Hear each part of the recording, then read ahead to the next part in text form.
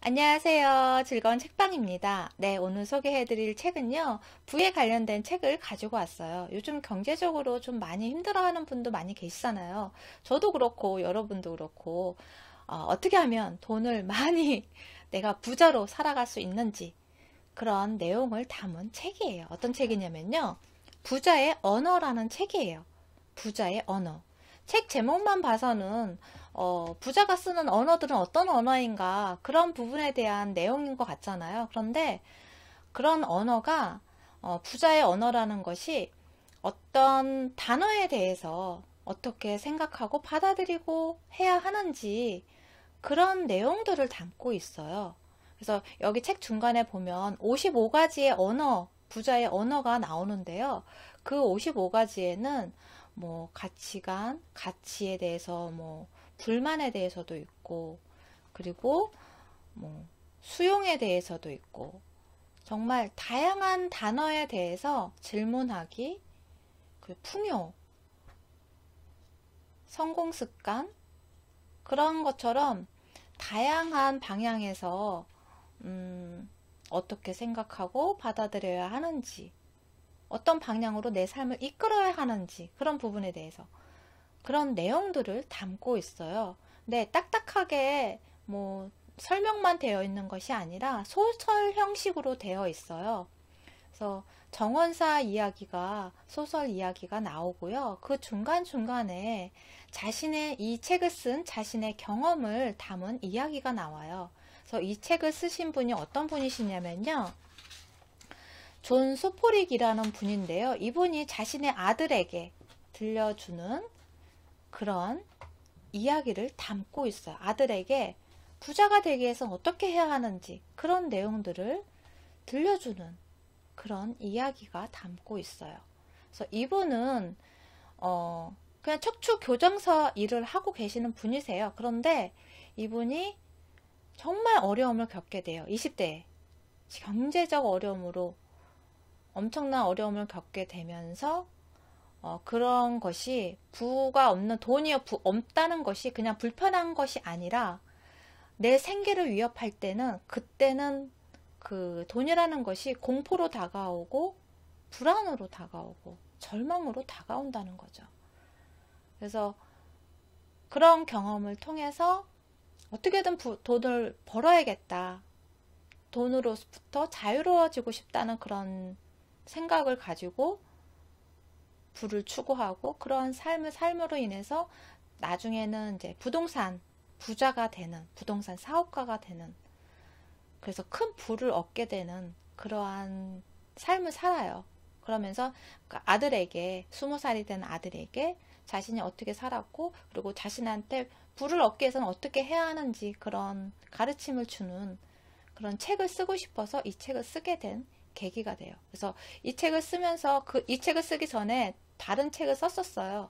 근데 그 책을 쓰고 이 책이 두 번째 책인데 이 책이 이제 베스트셀러가 되면서 그 전에 썼던 책까지 인기를 얻게 되는 그러한 일이 생겨요. 이분이 20대에 어떤 일을 경험을 하셨냐면요. 20대에 척추 교정사로 조그만 병원을 운영하고 있었어요. 사업을 시작을 했고요.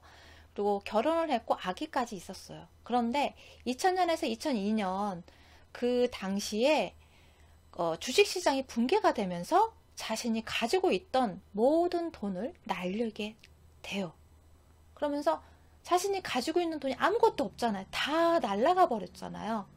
그런 일이 발생이 되니까 당장 생활을 해야 하고 그리고 또 그 척추 교정사 그 병원이 잘 뭐 손님이 많아서 사업이 잘 되면 괜찮은데 그렇지 못했어요.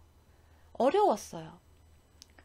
그런 상태였는데 아기까지 있고 부인도 있고 그래 생활을 해야 되잖아요. 그러다가 뭐 병원이라도 가거나 뭐 일이 쓸 일이 생기면 돈이 없으니까 거기에 대한 그런 정말 압박감이 그런 무게감이 엄청 났죠. 그래서 그러한 것들이 그러한 스트레스가 공포로 다가오고 절망으로 다가오고 정말 너무너무 힘든 시기가 된 거죠.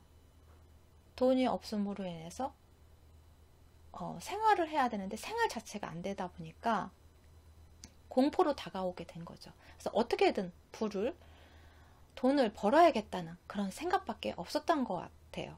그 당시에는. 그래서 부에 대해서 관심을 기울이게 되고 어떻게 하면 돈을 더 벌 수 있을까 그 고민을 빠지게 된 거죠.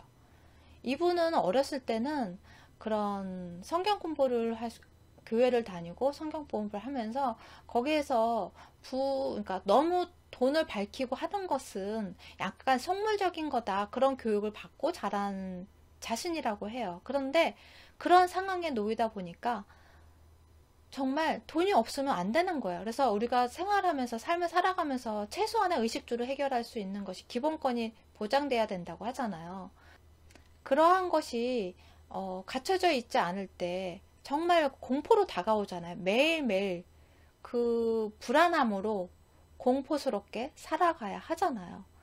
그 당시에 한 환자가 찾아왔대요. 이분한테 60대의 한 남자분이신데 이분이 그전에는 목사이셨대요. 목사였다가 인생의 방향을 바꾸기 위해서 심리학 공부를 하셨다고 해요. 그러면서 심리학 학위를 받고 심리 상담소를 차리게 된 분이셨어요. 그래서 그분하고 이야기를 하면서 그런 부에 대해서도 공부를 하고 사업에 대해서도 공부를 하고 많은 대화를 나누면서 이분이 도움을 많이 받았다고 해요. 그렇게 매일매일 노력을 해서 주식시장이 붕괴돼서 다 날아갔잖아요. 그리고 나서 3년 동안 이 사람의 수입이 2배로 올랐다고 해요. 오히려 그런 일을 경험을 하고 나서 수입이 2배로 올라갔어요. 어떻게 그럴 수 있었는지 책 내용을 읽어드릴게요. 나는 행동을 바꾸었다. 술과 유흥을 끊었고 혼자 명상하는 시간을 가졌으며 긍정적인 태도를 유지했고 매일 운동을 했다. 엄격하게 식단을 관리했고 돈과 관련된 특별한 목표를 종이에 쓰고 그림으로 그렸으며 칠판에 목표를 붙여두었다. 전화기에 불이 나도록 환자들이 예약하는 광경을 생생하게 이미지화했다. 내뱉은 말은 꼭 지켰다. 운전하는 동안 오디오북으로 자기 개발서를 들었고 하루의 계획을 세웠고 일하는 시간을 늘렸다. 가족과 함께 시간을 보냈고 일하지 않는 시간에는 내 몸과 마음을 재충전했다. 내 삶이라는 정원은 번창했고 나는 그것이 작은 행동들을 지속적으로 수행한 결과임을 깨달았다. 새로운 시각과 결심이 에너지를 모아 신비로운 결과를 낸다는 사실을 느꼈다. 명확하게 목표를 세우고 자신의 효과 활동들이 무엇인지 성실히 찾아 나가라. 찾고 나면 그 결과를 내는 그 작은 행위를 하는데 시간을 써라. 네. 우리가 이렇게 글로써 이렇게 읽어봤을 때는 특별한 뭔가 있는 거는 아니잖아요. 그런데 아주 사소한 거지만 이거를 매일매일 차곡차곡 반복해서 해 나가면 그것이 내 몸에 배서 이것이 생활이 되고 일상이 된다면 그것이 곧 나를 부자로 만드는 그러한 일이 된다는 거예요. 이러한 내용들이 어떻게 보면 나도 그렇게 하고 있는데 나는 왜 안 되지? 하는 분도 계실 거예요. 그런데 아주 사소한 거지만 철저하게 내 자신을 이렇게 관리한다는 것이 쉽지는 않아요. 매일매일 반복해서 가끔씩 하는 것이 아니라 매일매일 반복해서 나 자신을 이렇게 관리한다는 것이 쉽지 않지만 그것을 노력하고 꾸준히 땀 흘려서 노력을 한다면 내가 원하는 방향대로 이루어질 수밖에 없다는 거죠. 그것이 나의 에너지도 있지만 이 우주에 그런 보이지 않는 그런 힘들이 작용을 한다는 거예요. 내 안에서 생성에서 나가는 에너지도 있고 나로 인해서 분출되는 에너지가 있잖아요.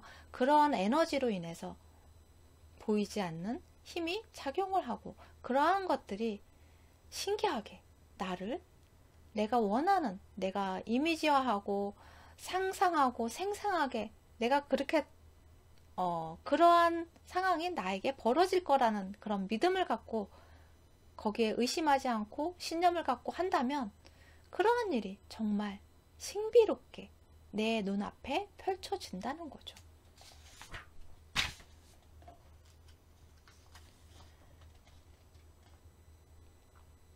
그래서 이분은 자신에 대해서 믿음을 만들어내는데 매진했다고 해요. 자기 자신에 대한 믿음, 그것을 만드는 것에 온 힘을 쏟은 거죠.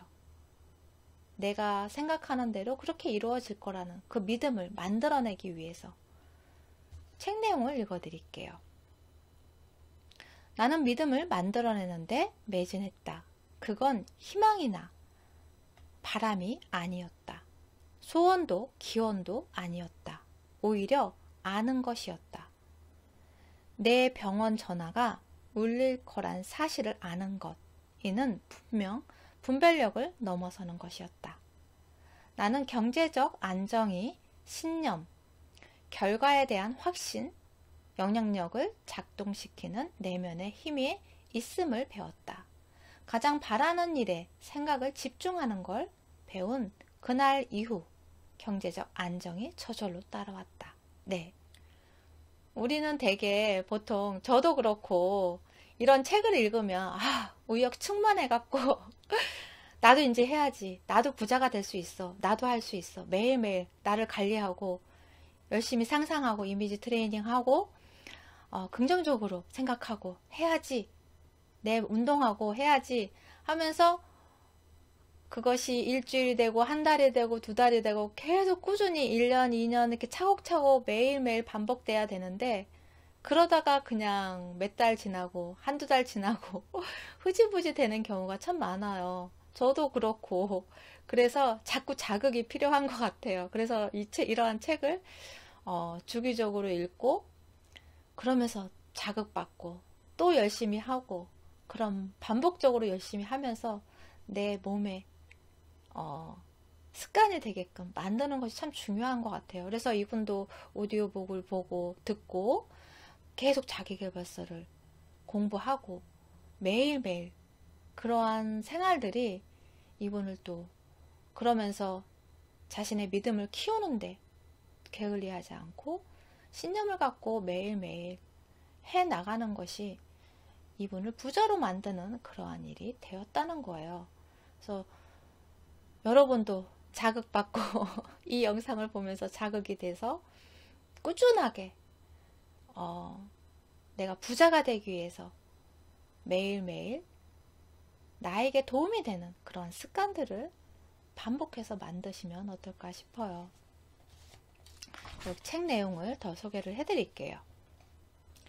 여기서 도전에 대한 이야기가 나오는데요. 우리가 삶을 살아가면서 누구나가 다 크고 작은 어려움들을 겪게 되잖아요.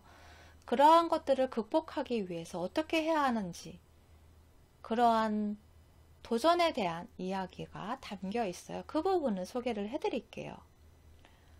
여기 정원사가 짐이라는 아이가 소년원에서 봉사를 갔다가 만난 아이인데요. 이 아이에게 그런 부자가 되는 방법을 가르쳐 줘요. 그래서 그러한 소설의 이야기가 나오는데 그 부분 중에 그 지미가 그렇게 이야기를 해요. 그런 고통이 왔을 때 뭐 걱정거리나 그런 어려움이 왔을 때 문제를 받아들이는 걸 배워야 한단 말씀인가요? 이렇게 질문을 해요. 그랬더니 정원사가 이렇게 이야기를 해요. 단순히 받아들이는 게 아니고 그걸 수용해야 한단다. 고통은 문제 그 자체가 아니라 준비되지 못한 마음가짐에서 온단다. 네, 고통은 문제 그 자체가 아니라 준비되지 못한 마음가짐에서 온단다. 그것이 고통의 여지를 만들지. 매일이 도전이라고 생각하는 사람은 거기에 짓눌리지 않는단다. 이게 첫 첫 번째 교훈이다. 그러면서 그런 교훈들을 알려줘요. 책 내용을 이어서 소개를 해드릴게요. 제 아무리 역량이 뛰어난 사람이라도 문제에서 벗어날 수는 없다. 오직 해야 할 질문은 이런 것들이다. 당신은 승리의 날에 관한 그림을 가지고 있는가? 끝까지 견뎌낼 마음가짐을 지니고 있는가? 전사처럼 싸우고 자신의 방향대로 나아가고 있는가? 문제에 관한 마음의 준비가 되어 있지 않으면 그 무게에 짓눌려 무너지게 될 것이다. 일은 문제의 연속이며 모든 문제는 지나간다. 이런 태도가 최선이다. 쉬운 삶을 기원하지 말라. 강한 사람이 되길 기원하라. 자신의 힘으로 감당할 수 있는 일을 기원하지 마라. 일을 감당할 힘을 기원하라. 라고 설교가 필립 블루스는 말했다. 삶에서 각기 다른 것은 삶을 다루는 우리의 힘이다. 삶의 무게가 아니다. 시어도어 루스벨트는 이렇게 말했다. 짐이 가볍기를 기원하지 마라. 등이 더 튼튼해지길 기원하라. 좋은 정원에는 늘 우리를 일하게 하는 씨앗들이 있다. 행복은 문제 없는 삶이 아니라 문제를 극복하는 삶에 있다. 삶은 도전 덕분에 더 가치 있다. 네. 역경은 어둠이 될 수도 있고 내면의 빛이 될 수도 있다. 우리는 살면서 누구나가 다 이러한 일들을 경험을 하잖아요. 이러한 일들이 안 일어나길 바라는 것이 아니라 이러한 일이 일어나도 잘 이겨낼 수 있는 그 힘을 기르는 것이 더 중요하다는 거겠죠. 나 자신을 튼튼하고 건강하고 단단하게 만드는, 그래서 이러한 일이 되었을 때, 왔을 때, 찾아왔을 때 내가 더 빛이 날 수 있고 더 위기를 극복함으로 인해서 더 성장하고 더 위기가 기회가 될 수 있는, 그렇게 만들 수 있는 능력을 키우는 것이 더 중요하다는 거죠. 책 내용을 이어서 읽어드릴게요. 경제적 생애 주기는 계절처럼 예측 가능하다. 에머슨은 자연의 속도를 받아들이라 라고 말했고, 노자는 자연의 비밀은 인내다. 성급하게 굴지 않지만 모든 것이 완성된다 라고 했다. 서두르지 마라. 부는 각자의 계절에 따라 다른 양상으로 펼쳐진다는 사실을 알아두라. 네, 누구나가 다 그 시기가 다를 뿐이지, 인내하고 노력하고 열심히 한다면, 삶을 살아간다면 모든 것이 완성되는 그날이 펼쳐진다는 거죠. 여러분에게도 저에게도 그러한 날들이 펼쳐지길 바라면서 네. 다음 시간에 그 55가지 언어에 대해서 소개를 좀 더 해드릴게요. 도움이 되셨나요? 구독과 좋아요도 부탁드릴게요. 지금까지 들어주셔서 감사합니다. 다음 시간에 또 만나요.